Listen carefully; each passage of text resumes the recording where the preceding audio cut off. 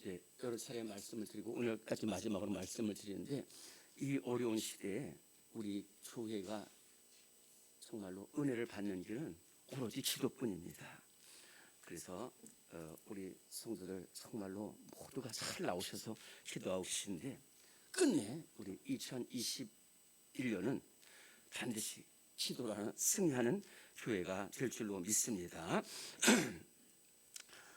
지난주에 말씀드린 대로 이제 코로나19 방역 지침에 따라서 이번 주일과 다음 주일입니다. 두 주간은 3부로 예배 인원을 나눠드리고 청년 예배는 따로 이렇게 하게 되겠습니다. 그래서 오늘 일부 예배 모두 잘 나오셨는데, 제 생각으로는 다음 주에도 이 정도 인원은 그대로 또 오셔도 되지 않을까, 그렇게 생각을 합니다. 만약에 못 오실 경우는 저희가 영상을 편집을 해서 보내드리도록 하겠습니다만은, 그렇게 하시고, 또 새벽 기도에도 정말 우리 기도로 승리하는 교회인데 힘써서 나와주셔서 간절히 기도해 주시기 바랍니다. 수요 기도에도 정상적으로 드리게 되겠습니다. 한 가지 여러분들 누차례 얘기하지만은 예방수칙을 잘 지켜서 지금 1년 동안 우리 교회에 한 명도 확진자나 감염자가 없는데, 이것이 하나님의 은혜입니다. 하여튼 우리가 끝까지 예방수칙을 잘 지켜주시기 바랍니다. 혹시 연말정산 신청서 필요하시면 오늘 목양실로 오시면 되겠습니다. 일단 우리 옆에 계신 분들에게 잘 오셨습니다, 사랑합니다, 축복합니다, 감사합니다, 이렇게 많이 인사를 나눠주시기 바랍니다. 모두 잘 오셨습니다.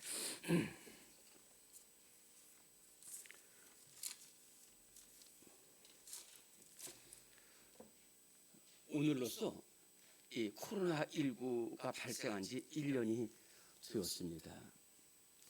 중국 우한에서 이렇게 그 질병의 양상이 왕관 모양으로 번져간다고 해서 크라운, 그래서 코로나, 그리고 2019년 말에 발생했다고 해서 이것을 코로나19 바이러스라고 명명을 합니다.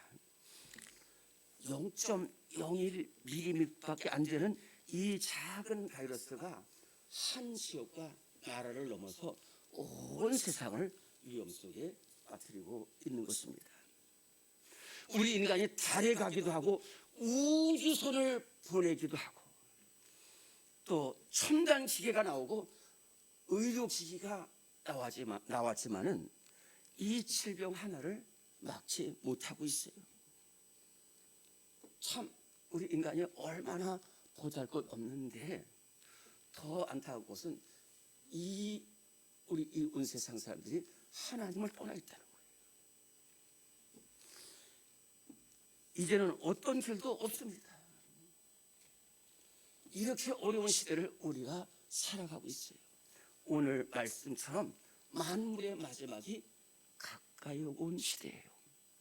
예수님께서도 마태복음 24장에서 말세가 오면은 민족이 민족을, 나라가 나라를 대적하여 일어나겠고 곳곳에 기근과 지진이 있으리라고 말씀해 주셨습니다. 또한 거짓 선지자들이 일어난다고 하셨고요, 해가 어두워 달이 빛을 발하고 별들이 하늘에서 떨어진다고 했어요. 그때 온 세상 족속들이 통곡을 한다는 거예요. 그때 인자가 구름을 타고 영광중에 온다고 말씀해 주셨어요. 또 디모데후서 3장 1절에서 5절에 보면은 말세가 되면은 하나님을 사랑하지 않고 자기를 사랑하고 돈을 사랑하고 쾌락을 사랑하고 또 교만하고 원망하며 비방한 그러한 시대가 온다라고 말씀하고 있습니다. 오늘 우리가 살아가고 있는 이 시대의 모습, 성경의 말세의 모습 그대로 똑같아요. 오늘 말씀은 이 어려운 시대를 살아가는 우리 성도들이 꼭 해야 될 사명 3가지를 말씀하고 있습니다. 첫째는 예배입니다.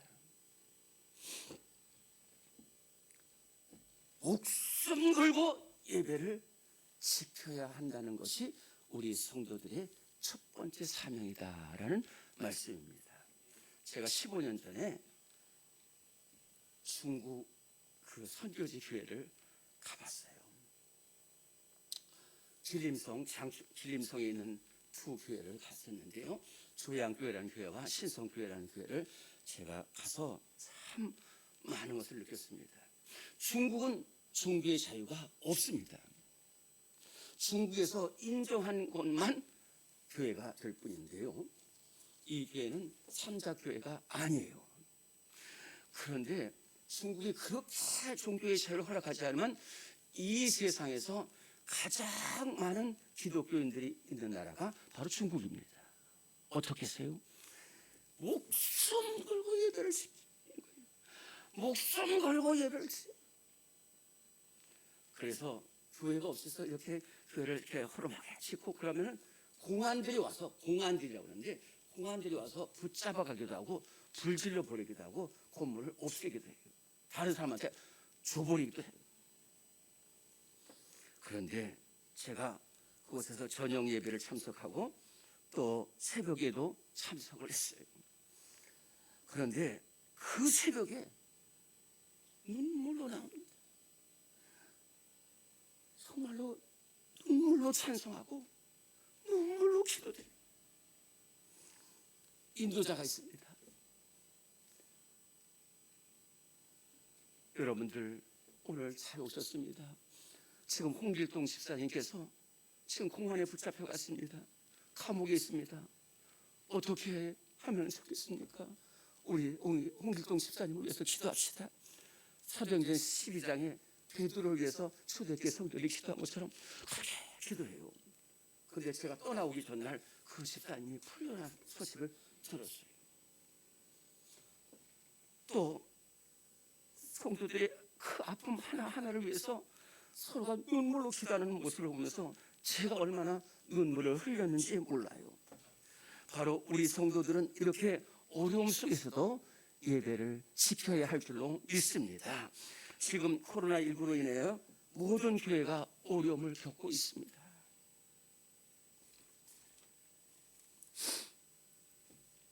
예배 드리기 어려운 상황 속에 처해 있어요.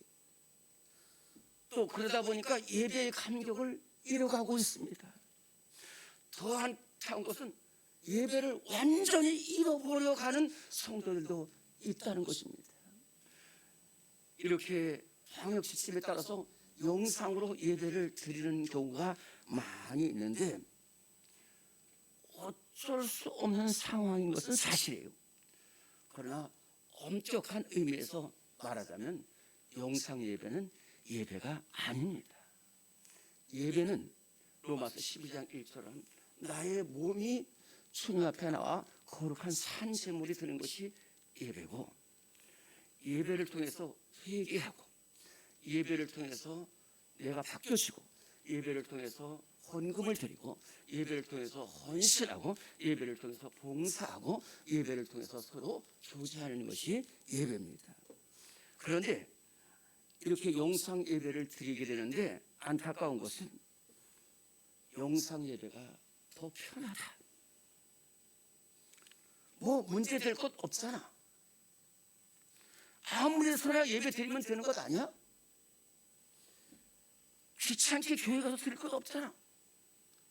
헌금도 안 하고 봉사도 안 해? 좋구만. 이렇게 생각하며 예배 드리는 성도들이 많이 있다는 것입니다. 꼭 기억해야 될 것은 우리가 지금은 어쩔 수 없이 이렇게 영상 예배를 드리지만 하나님 속히 교회에서 예배 드리는 예배가 회복되게 하여 주옵소서 기도해야 될 줄로 믿습니다. 또 그런가 하면은 자녀가 막는다고 해서 예배에 참석하지 못하는 성도들도 있어요. 부모가 말린다고 해서 예배에 나오지 못하는 성도들도 있습니다. 친구가 가지 말라고 해서 주저앉는 성도들도 있습니다. 직장에서 가지 말라고 해서 못 나오는 성도들도 있습니다. 압니다. 그런데요, 제가 얼마 전에 한 새신자를 만났습니다. 제가 전에 있던 교회에서 전도를 하려고 그러다가 잘 안 됐어요. 그런데 그분이 1년 전에 그 교회에 출석을 하고 있다는 소식을 듣고서 얼마나 감사한지 모르는데요. 이분이 지금 교회 나온 지 꼭 1년 됐어요. 다시 말해서 코로나가 시작된 때부터 그 교회를 잘 다니고 있다는 소식입니다. 그런데요, 이 성도가 교회에 가서 다른 것을 봤어요. 뭐냐면은 교회에 가니까 나라와 민족을 위해서 기도하고 또 어려움 동안 성도들을 위해서 서로 기도하는 모습을 봤어요. 이 새신자가 다르다라는 거예요. 왜냐하면은 이 새신자는 늘 싸우는 집에서 살았어요. 늘 원망하고 막 칼부림 난무하는 집에서 살았어요. 그런데 그 옆에 권사님이 교회 가자고 그랬는데 교회를 따라 나섰어요. 왜냐하면 이 권사님 가정은 자기들 가정하고 다른 거예요. 항상 보면은 화목하고 얼굴에 웃음이 가득하고 사랑이 넘치는 모습을 봐서 권사님 따라가면 괜찮겠다 해서 이제 교회를 나오게 됐어요. 그런데 교회 와서 보니까 자기는 늘 원망하고 칼부림하는 가정에서 살았는데 교회 와서 보니까 다르다는 거예요. 기도하는 것이 다르다는 거예요. 나라를 위해서 서로 기도하는 것이 다르고 서로가 서로의 아픔을 위해서 기도한다는 것이 달랐어요.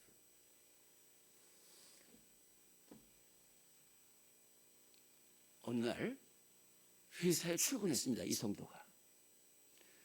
그랬더니 거기 사장과 직원들이 너 어제 교회 간 거 내가 안다는 거예요.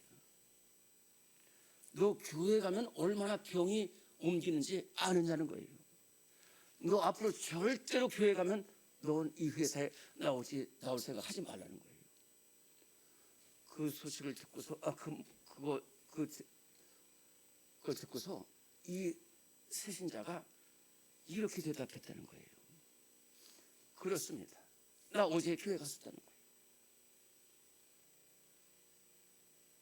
그런데 그래서 말하는 건데 그 교회 가보니까 참으로 귀하다는 거예요. 지금까지 내가 1년 동안 그 교회 나갔는데 놀라지 마십시오. 한 명의 확진자도 나오지 않았다는 거예요. 두 번째, 나는 교회가 그런 곳인 줄 몰랐는데 보니까 나라를 위해서 기도하고 있다는 거예요. 그리고 아픔 당한 사람들을 위해서 서로 기도하고 있다는 거예요. 지금까지 내가 살아왔지만 나는 그러한 모습을 볼 수가 없었다는 거예요. 나는 늘 싸움하고 원망하는 가정과 직장에서만 살아왔는데 교회는 그렇지 않다는 거예요. 그 교회는 아마 지금 여러분들 위해서도 기도하고 있다는 거예요. 그랬더니 그 직장에서 한마디도 이 직원에게 말하지 못했다는 그러한 감정을 들었습니다. 그렇습니다. 우리 모두 이 어려운 시대에 목숨을 걸고 예배를 지키는 성도들이 되어야 될 줄로 믿습니다. 예배의 회복을 위해서 눈물로 기도하는 우리 모두가 되어야 될 줄로 믿습니다. 두 번째로는 이 어려울수록 성도들은 깨어 기도하라는 말씀입니다. 오늘 베드로전서 4장 7절 한 절 말씀 같이 봉독하겠습니다. 4장 7절 말씀 시작. 만물의 마지막에 가까이 왔으니 그러므로 너희는 정신을 차리고 근신하여 기도하라. 아멘. 이 베드로 전후서는 로마 제국 네로 황제 때 쓰여진 편지입니다. 로마 제국 네로 황제는 그야말로 아주 강팍한 황제였어요. 그리고 모든 책임을 기독교인들에게 다 전가시키는 그러한 황제였어요. 그러므로 말미암아 이 시대에 얼마나 오염을 당했는지 몰라요. 그래서 산속에서도 예배 드렸고 동굴을 파서 그곳에서 예배를 드렸는가 하면은 카타라는 말은 밑이라는 말이고요. 쿰이라는 것은 무덤이란 말이에요. 그래서 지하 무덤 속에서도 그 성도들은 굽히지 않고 예배를 드리고 기도했어요. 무려 250년 동안 그 지하 동굴과 지하 무덤에서 끝까지 신앙을 지키고 있는데 얼마나 어려움이 많겠어요. 얼마나 기도해야 될 게 많겠어요. 그런 어려움을 당하고 있는 성도들에게 주신 말씀이 만물의 마지막에 갖고 왔으니 그러므로 너는 정신을 차리고 근신하여 기도하라는 말씀입니다. 예수님께서도 시험에 들지 않도록 늘 깨어 있으라고 하셨고 항상 기도하라고 말씀해 주셨습니다. 예수님께서 십자가에 못 박히기 전날 밤 겟세마네에서 동산에서 간절히 하나님 앞에 기도합니다. 그런데 기도하고 나와서 보니까 제자들이 콜콜 자고 있는 거예요. 그때의 제자들을 향해서 시험에 들지 않도록 일어나 깨어 기도하라고 말씀해 주셨습니다.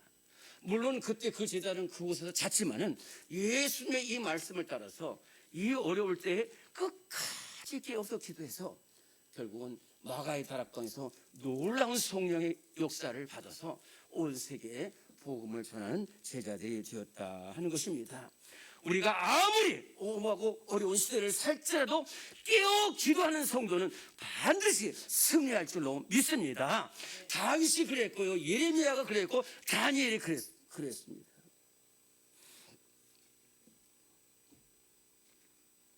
최근에 어떤 청년 자매의 간증을 제가 들었어요. 아버지는 돌아가셨고 어머니하고 오빠하고 세 식구가 사는데 특별히 이 오빠가 엄마와 자기가 교회 다니는 것을 그렇게 싫어하는 거예요. 그리고 막 교회 다니면 내가 정말 가만 안 둔다라고 그렇게 이야기했어요. 그 오빠가 경제권을 다 장악하고 있대요. 그런데 어느 날 목사님께서 그 집에 신방을 오셨어요. 그래서 목사님이 뭐라고 말씀하시냐면은 지금 이 가정에 큰 어둠이 있다는 거예요. 그래서 자매가 깨어 기도해야 된다. 이 말씀만 하시고 가셨어요. 그 말씀을 듣고서 이 자매가 하나님, 우리 가정에 마귀가 역사하고 있습니다. 어둠의 영이 주장하고 있습니다. 이 가정을 살려주세요. 오빠를 살려주세요. 이렇게 기도하는데요. 환상 중에 이 오빠를 큰 뱀이 둘러싸고 있는 것이 보였어요. 그래서 하나님 안 됩니다. 오빠를 살려주세요. 오빠를 살려주세요. 그런데요, 놀라운 일이 일어났어요. 그 오빠가 어머니가 계속해서 너 나쁜 놈이다. 너 교회 다녀야 된다. 너 교회 그래가지고 그것 때문에 앙심을 품고서 칼을 준비해가지고 어머니를 찌르려고 미리부터 준비하고 있었다는 거예요. 근데 이 자매가 얼마나 깨워서 기도했는지 다음날 어머니를 죽이려고 했는데 그날 밤에 주님께서 나타나가지고 그 손을 아주 못쓰게 만들었어요. 그리고 며칠 뒤에는 아주 친한 친구가 와서 교회 가자고 그랬을 때 이 오빠가 끌려가지고 교회를 나와서 지금은 교회 생활을 잘하고 있다는 소식입니다. 우리 모두 이 어려운 시대에 믿음에 굳게 서서 늘 깨어 기도하는 우리 성도들이 되시기를 간절히 바랍니다. 그것이 이 시대를 살아가는 성도의 사명 중에 첫 번째 사명입니다. 두 번째 사명은 이 시대를 살아가는 어려운 시대를 살아가는 성도들이 뜨겁게 사랑해야 된다는 말씀입니다. 오늘 8절 말씀 우리 함께 봉독하십시다. 4장 8절 말씀 시작. 무엇보다도 뜨겁게 서로 사랑할지니 사랑은 허다한 죄를 덮느니라. 어떻게 사랑하느냐? 뜨겁게 사랑하라는 거예요. 뜨겁게 사랑한 사람은 남의 허물이 보이지 않아요. 내 허물만 보이고 남의 허물이 보이지 않습니다. 이 시대에 사랑이 메말라가고 있습니다. 오늘 말씀대로 말세에는 사랑이 식어간다고 그랬어요. 자기를 사랑하고 돈을 사랑하고 쾌락을 사랑하고 쥐약을 사랑한다는 말입니다. 그런 시대가 오늘 이 시대예요. 한번 말씀드린 적이 있는지 모르겠지만은 몇 년 전에 설악산 미시령에서 있었던 일입니다. 이 한 남편이 있었는데 부인이 자꾸만 자기 죄를 드러내고 또 잔소리 한다고 그래가지고 이 부인을 칼로 찔러서 막 거의 죽게 됐어요. 그리고 화가 나가지고요, 이 부인을, 쓰러져 있는 부인을 이 뭐라 그럴까, 가마니 같은 푸대 여기다 넣어가지고 차 트렁크에 싣고서 미시령 꼭대기로 올라가가지고 안 보는 틈에 그 가마니 같은 부대를 낭떠러지로 던졌어요. 도대체 인간이 어떻게 이럴 수가 있어요? 그런데요, 더 놀라운 일이 있습니다. 이거는 사실인데, 이 부인이 떨어지다가 나무에 걸렸어요. 나무에 걸려가지고 이 푸대가 벗겨졌어요. 그래서 나무에 이렇게 매달려 있는데 사람들이 지나가니까 나 살려주세요, 나 살려주세요. 그것을 지나가던 사람이 봤어요. 그래서 119에 전화를 해서 119 소방대가 돼서 그 낭떠러지 그 나무에 걸린 이 부인을 살려냈어요. 구조했어요. 결국 그 남편의 모든 죄악이 밝혀져서 정말로 감옥에서 비참하게 살아가고 있다는 이야기를 들은 적이 있습니다. 보험금을 탈환내려고 부모를 살해한 그런 아들도 있습니다. 그러나 성도들은 그렇지 않다는 거예요. 예수님께서도 마태복음 22장 34절부터 40절에 제자들에게 너희 하나님을 마음을 다하고 뜻을 다하고 몸을 다하여 너희 하나님을 사랑하라. 이것이 크고 첫째 되는 계명이고 둘째 계명은 그와 같으니 내 이웃을 내 몸과 같이 사랑하라고 말씀해 주셨습니다.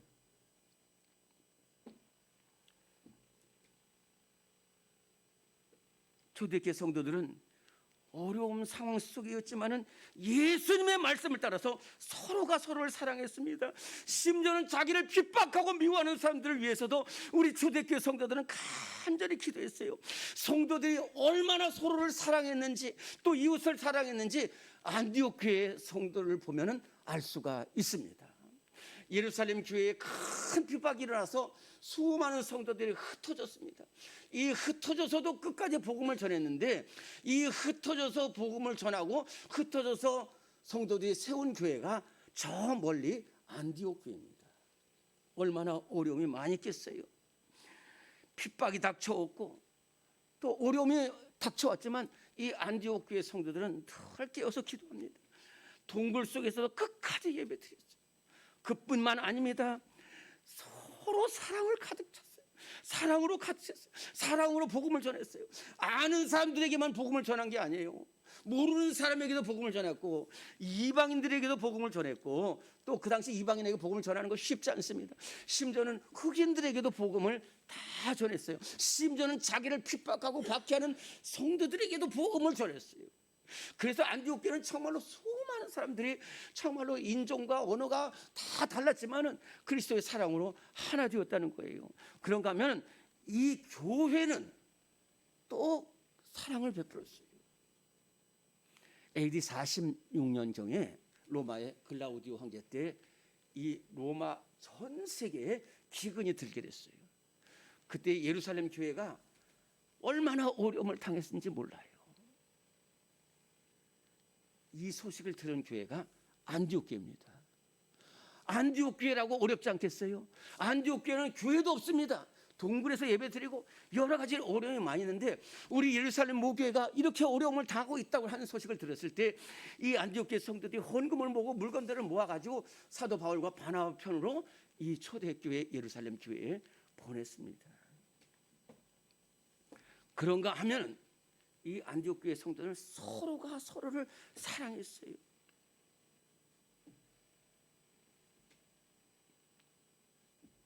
심지어는 자기를 아프게 하는 성도들이나 이웃들을 위해서도 사랑으로 기도했어요. 이 소식이 널리 전파됐어요. 이것을 본 사람들이 있습니다. 누구일까요? 믿지 않는 사람들. 그래서 이 믿지 않는 사람들이 저렇게 기도하고 저렇게 사랑하고 저렇게 선교하는 이 안디옥 교회 교인들을 향해서 저 사람들이 그리스도인이다라고 말을 했어요. 저 사람들은 그리스도를 따라가는 사람들이다. 저 사람들은 그리스도의 사랑을 전하는 사람들이다.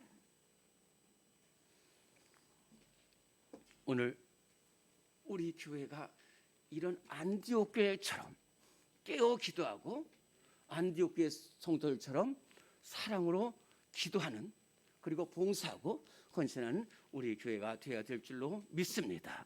사랑하는 성도 여러분, 우리들이 어떻게 교회 생활하는지를 보고 있습니다.